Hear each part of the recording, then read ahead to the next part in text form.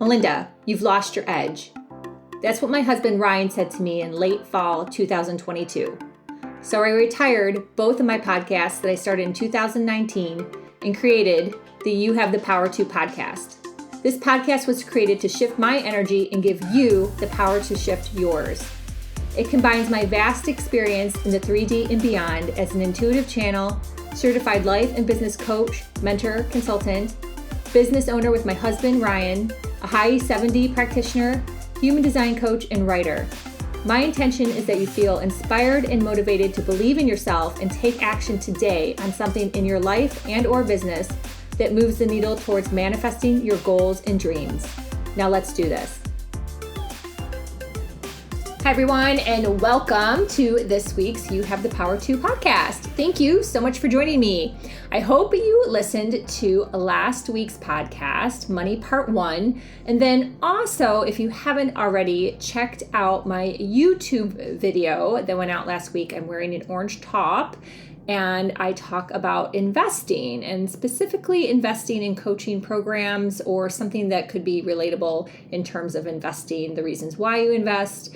And I share a really cool story that happened to me. I don't know if I felt like it was so cool in the time, though. It was a little painful. But now I can laugh about it and know that it was a great experience that really contributed to my overall growth and development. So I wanted to share that with everyone so you can hopefully feel a little inspired or maybe some comfort, and it can help you move forward wherever you're going in your life and your business. So this week, I want to talk about money in regards to things we say in our head or out loud. And this is a topic that I'm sure you've heard over and over and over in terms of like positive affirmations or mantras, or even if you pray, however you want to look at it, setting intentions, it all kind of goes in the same bucket, let's say. But what I find consistently is that people may have, their money mantras, but what ends up coming out in just a normal conversation will be a complete statement that goes back to lack or fear or even judgment of, let's say, the rich people. That's how the rich people live, or that's really expensive. People are stupid for spending money on that. That type of speak. And it's really, really, really important to catch yourself when you're doing that. Or, like I'm going to share on this story, have a partner or a friend or work with a coach where they can catch those things for you. And you have like a buddy system, let's say, of like no judgment. Please, if you catch me saying something that's a little out of alignment in regards to money or wealth or something being more expensive, can't afford it, anything like that, please, please, please be my friend and call me out on it. Because often what happens is a lot of these patterns are so ingrained in us from the years and years and years, right? That we don't even sometimes realize what we're saying. We have like just this autopilot of a conversation with someone, and sure enough, it'll be a pattern that is really in the bucket of limiting beliefs. And energetically, that can be holding you back in making more money, in saving money, in making bigger investments, let's say, or even in paying down your credit card debt. You have to be consciously aware of all the little things you're saying out loud in conversations or even in your head. So I wanted to share this story because I'm sure I've shared it before, but it's definitely been a while. And it's in my first book, Confidence Mastery for Couples, which is on Amazon in paperback, ebook, and Audible. And it's a really, really impactful story that happened to Ryan and I. And it's something that really changed my whole lens on this topic when I realized what we were saying to each other. And here's the story. So when we lived in Tavernier, we lived in a very large duplex. We had half the duplex for 9.5 years. And early on in our living there, Ryan would be standing at the 3 white deep freezers that were in our living room. Yes. We had 3 white deep freezers in our living room for bait. For, if Ryan brought home like a bonito that he would cut up, like we had so much chum, everything in those freezers. And they were in our living room. We didn't have, an outside space. We lived in a duplex. So they were literally in our living room. And we had a blue leather couch and a coffee table. We didn't have like a table and chairs. There just wasn't enough space for that. So I would sit at the blue couch, at the coffee table and like do work or hang out with him. And he would be standing by the freezers. And this was probably, when we moved into that house up until, I don't know, maybe like 2018, something like that. Because 2018 is when that business, Good Karma Sport Fishing, completely turned around. Like, all these things like happened for us that year. So let's say it was from like 2013, 14, 15, something like this. I mean, this went on for years. So Ryan would be standing at the deep freezers, cutting bait, rigging, putting things together, and we would be joking about something. And sometimes it was about money or something he needed. And he would consistently say, "I'm a poor fisherman." And he would say it funny and make me laugh. And then I would say, "Oh, don't worry about it as long as we can pay our bills."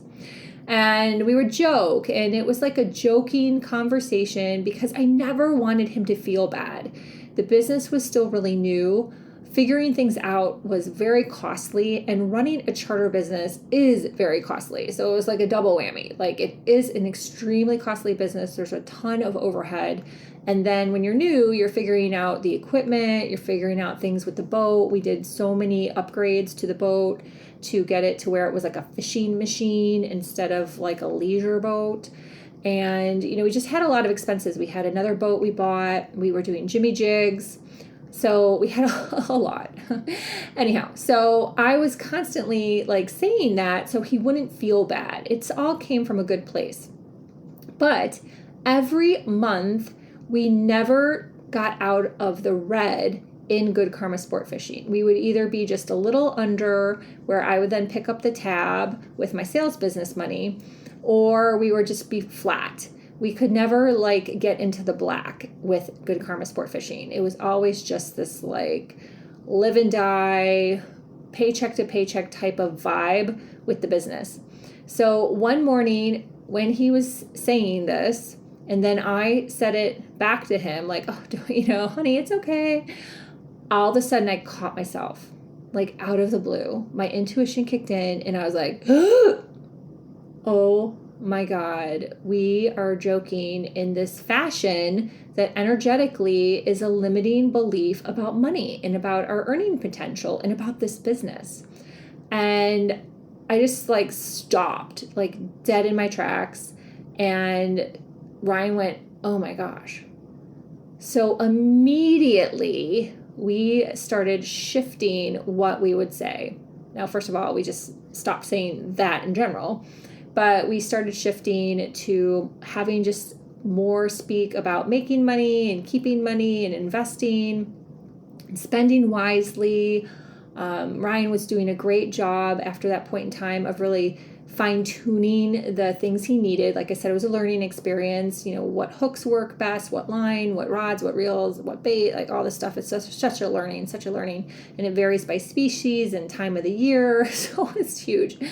And so we just really adjusted and became really consciously aware of everything we were saying to each other and in our heads and out loud.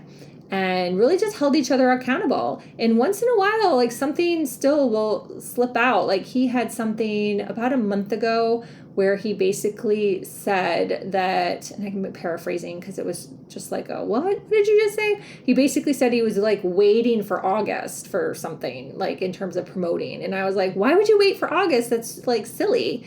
And he goes, "Oh yeah, you're right. Like I want the business to be in August." I'm like, right. So we have to start doing it now.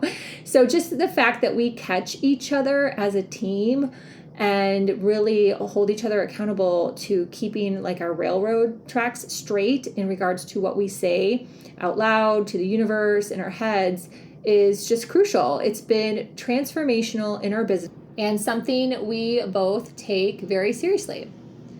One more story I wanted to share is I remember when I was a sales rep, when I was in a clothing boutique, I would often see two friends shopping together.